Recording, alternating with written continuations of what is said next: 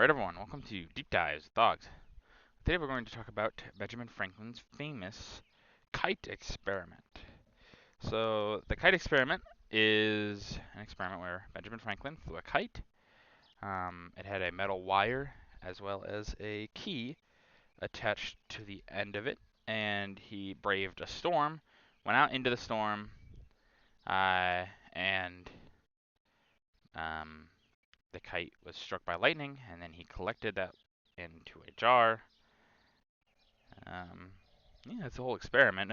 There's the video. No, I'm just kidding. But this experiment didn't necessarily prove anything new. People already knew that lightning was electrically charged, and it wasn't a discovery of electricity by any means. People have thought that through time, but it does do a few things. One, Benjamin Franklin's data that he gets from it can be used elsewhere, and will be as well. It'll give some kind of idea of, like, okay, well, we can do this or that. And, okay, well, if it can be stored like this, how can we make it store longer? Things like that. It helps, as they would say, tickle the imagination, you know? It piques people's interests. Um, it is a very fun experiment. Not necessarily the safest, but, fun. The other thing it does is it gets generations into experiments. I know it sounds kind of silly, but you gotta remember, a lot of the slow, methodical, maybe more so boring experimentation, people don't necessarily enjoy that nearly as much.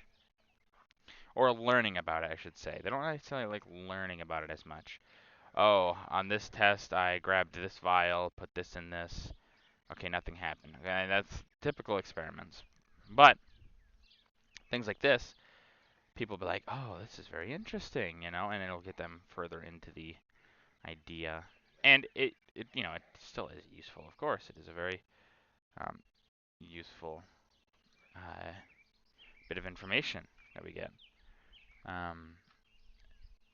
But many people, like I said, do believe this was the discovery of electricity, or even that lightning was electrical. It's not. People had known it. That's why Ben Franklin wanted to do that experiment. But it is still something of note. Benjamin Franklin was a science man. He was a lot of things, but probably would have considered himself a scientist. Sorry about that. I had to sneeze. But with all that being said, his experiments get many interested and helped him better understand the world he was living in. Just because people understand something, as in you read in a textbook, or no, yeah, it wouldn't have been a textbook at this point, just a book. But you read in a book, if you do this, you get this, or if I do that, I get that, or this is this. But a lot of people don't necessarily believe it. You have to kind of show them in a way that they can prove it themselves. People don't like to be just told things. They have to see it for themselves. If you don't see it for yourself, a lot of people don't believe it. Just the truth, If you don't believe, if you don't see it, you don't believe it, kind of thing, Got to be seen to be believed. And there are a lot of people that believe that way. So, Benjamin Franklin kind of wasn't fully like that, he believed the others. But it's always good to prove it for yourself, right? And prove kind of what can be done with it.